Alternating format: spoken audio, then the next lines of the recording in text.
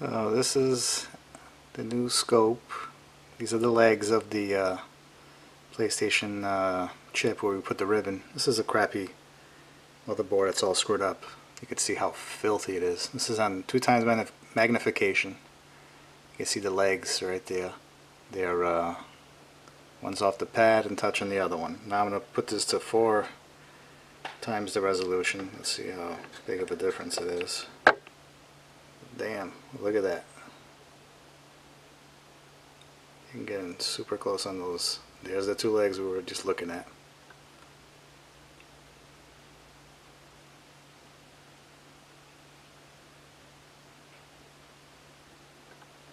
Put that back to 2 times.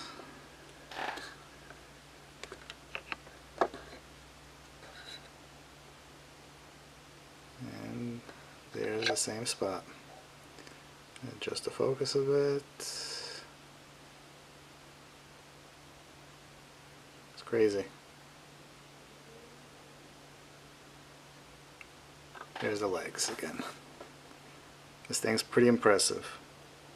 Can't wait till the new lens comes in so I can actually get some more height so I can work under the microscope. Right now I can only use it to really just look.